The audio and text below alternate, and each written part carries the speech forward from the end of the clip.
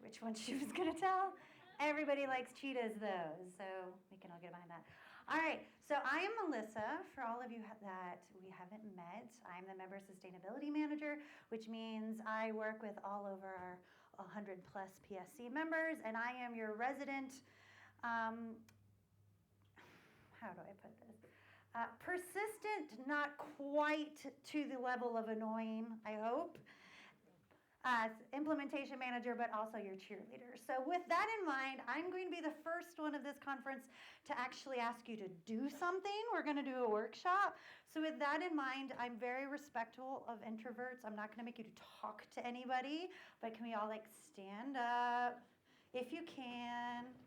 And we're going to do a little pre-lunch 7th inning stretch here, right? All right, so I'll lead to the left, to the right. If you want to get fancy and do any yoga. All right, and then we're all going to do your obligatory Instagram jump. You ready? You know what I'm talking about? You've all seen this big deal like this? All right, you ready? On the count of 3. Everybody good? Everybody got room? Yeah, okay, on the count of 3. 1, 2, 3. Woo! Excellent job! All right, you can sit back down there.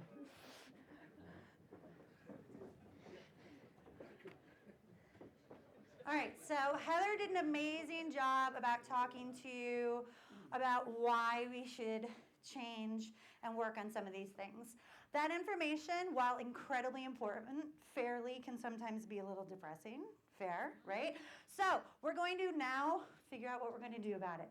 So before that, we're going to do just a little bit of background. So this up here is the 6 parts of our toolkit. Raise your hand if you have been part and online and seen the PSC toolkit. Raise your hand if you could explain what it is to the person sitting next to you. That's a lot. That's what I'm here for. So we have tools in these 6 areas that are available to you, okay? And that is part of this process. So Caitlin kind of alluded to it before. I work with all of our members to measure their sustainability impact in what we call our quick impact assessment. So that's step 1. It's free, it's quick, it's quick impact assessment. People, I don't need any nodding. I said no. Yes, it's quick. We designed it. It's supposed to take under an hour. And this is going to measure 4 different areas of your sustainability. We'll talk about that more in just a minute. Then, now that we know what our biggest impacts are, let's do something about it. So this is where the toolkit comes in. We have 6 different areas that we have ready to go, tools and resources to help you. We also have a lot of partnerships that we can hook you up with if you want to know more about that later. And then I won't bore you too much with the 3rd area of impact, but then we want to help celebrate your success. And I will introduce you to the person that does that later. Hopefully tomorrow. She has the flu. So these 2 are my area of expertise. Does that make sense to everybody? Nodding? Yes? Excellent. So like I said, the QIA measures 4 out of the 5 areas of the BIA, which is the larger assessment you take to become B Corp certified. So governance is going to be who you are as a business. Workers is going to be, obviously, your workers. Are they satisfied? Are they paid well? Do they have health care? Things of that nature. Community is going to be how you interact with your community. So this is going to be kind of any philanthropy, volunteer hours. This is also where your diversity and inclusion stuff is going to come into. And then environment is going to be your traditional environmental sustainability. So think energy, water, waste, green building certifications, things like that. All right? I'm big on nodding, so if this makes sense, okay, awesome. So this is our toolkit. Like I said, I don't have the time. I'm happy to bore you to tears about it at the campfire if you'd like to go through every single thing that we have available in the toolkit. Ooh. Needless to say, we have dozens and dozens of things that are available to you. This is just an example of some of them. Everything from a walkthrough exercise on how to build a sustainability team, to materiality assessment, purchasing policy, building efficiency, packaging guidelines, all kinds of things. This is all available to you, free for download at any time on our website. But because we can't focus on dozens and dozens of things in 20 minutes, we're going to focus on these 3 questions that Heather's alluded to. So these are the questions exactly how they are worded on the QIA.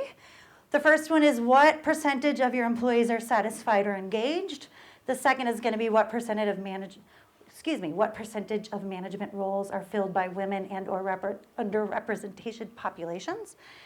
And the third one is, do you have a formal supply chain code of conduct that holds your suppliers accountable for environmental and social performance? Wow, that one's long. All right, so here's the actual question. What percentage of your employees are satisfied and engaged? Something to note here. Select not applicable if you are not formally surveying this. By the way, formally surveying it does not count as walking around your workshop and being like, you good? You good? You good? You good? You good? You good? Like, you actually have to do a survey, okay? There's some confusion around this at times. So this is the actual question, and it gives you a couple of different buckets where you can dump it into. How are we doing? So I get all kinds of data as we're doing this QIA engagement. A little bit of context. So because this text is small in the back, if you see a blue line, that means we're doing well. If you see a gray line, we're eh. And if you see a yellow line, we're in trouble. So 63 people have answered this question in the QIA so far in 2019. We have the opportunity to measure that against every company, regardless of sector, who has taken the QIA in 2019, which is 81,427 companies. So this is a significant benchmark, right? And we are doing above average, which is awesome. That caveat, you remember how I said you can't just walk around the company and be like, are you good? You're right, you're right, you're right. When I am having conversations with members, and I'm like, everybody at your company is satisfied. That's amazing. Where's your proof? Like, well, last Tuesday we all went out for happy hour and everybody said they're good. Doesn't really count. So in all fairness, this might not be as high as we think it is, but it's still pretty good. So kudos to us. Everybody pat on the back. Good job. So if this is something, Heather said this is really, really important, right? Oh, by the way, some of you are going to see your names pop up. I felt absolutely no obligation to warn you that I was going to be giving you good kudos. So if your emblem pops up, great job. So we have available to you in this toolkit a PSD Employee Survey. This is an incredibly cool tool. First of all, it's available in Spanish and English already, and it measures a bunch of different things. So not only does it give you language to measure traditional employee satisfaction data, are you happy, when was the last time someone did a job review, any of those things, but it also, do you have any ideas about how we can improve sustainability? In your daily job, do you have some ideas about how we can reduce waste? What do you think sustainability means to your consumers? Are your consumers asking you about it, and if so, what? So this tool allows you to measure not only just employee satisfaction, but also really serve as an idea gathering resource around your sustainability efforts. A lot of times, leadership can be a little disconnected to our guys on the manufacturing floor who work with our production line every day and have really great ideas of this machine's 15 years old. If we replaced it, it would be amazing and we could save a whole bunch of energy, and leadership sometimes isn't in tune with those ideas. So being able to use it as an information gathering source is an awesome, awesome tool. Here's a quote from Sarah at Worldwise who talks about how amazing it is. But I just want to take a minute and say, we can do this for you, and I really strongly recommend it. You can customize this and run it yourself, but I also really want to emphasize something that Heather said. Pretty much the worst thing you can do is run an employee survey and then nothing changes. So I always kind of like to do a strong caveat around the employee surveys. If you do this, your employees are going to want to know if you listened and what you changed.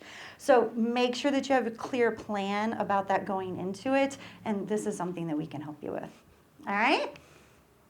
So This is more information. We can also run a survey for you through a myriad of partners. We've partnered with Gallup, we've partnered with WeSpire, we've partnered with Thrive. We can customize it for you, we can run it for you, we can do all kinds of analysis, we can make recommendations, we can tell you this is what you should change next year. We can then get together with you next year and say this is all of the things that have changed. And this is kind of the process that we recommend that you go through. First of all, download the survey if you want to run it themselves, or you drop me an email and say, Melissa, we want to run this survey. Then we work together with you to customize it, or we help you if you want to customize it yourself. Run it for 2 weeks. And then, most important step, tell your employees what they told you and what you're going to do about it. All right, does this all make sense? Once again, big on nodding. Awesome. We are going to be available to answer questions about this later, like Heather said. So, moving on, second question. What percentage of management are women and or individuals for underrepresented populations, including low-income communities? So this is just one question about diversity that's in the QIA. There's about 4. Here's some other ones. What percentage of workers, including full-time and part-time and temporary employees, are verified/self-identified as part of the following workers? We have individuals residing in low-income areas and chronically underemployed. So there's a couple of different diversity questions that covers a couple of different areas. So once again, how are we doing? So lots of blue, good news, right? So 83 companies in our network have answered this question in 2019, compared to 12,886 that have answered them in the B-Lab database overall. And you can see overall we're doing pretty well. However, we're doing great in management, so female management, management for underemployed groups, and management from underrepresented populations. We're not doing great on workers, which leads me to believe we're probably just not tracking it. So it's something to think about. The best way to get workers from diverse, the best way to get management from diverse populations is to get workers from diverse populations and then promote them. All right? So this is the tool that we have, and I want to give a huge shout out to Heather. Actually developed this tool. It just went on the website Monday, so we're super duper excited about it. And it's going to be the 7 practices to improve diversity and inclusion. So these are the 7 steps that this amazing document walks you through to help you address all different kind of practices to improve diversity and inclusion.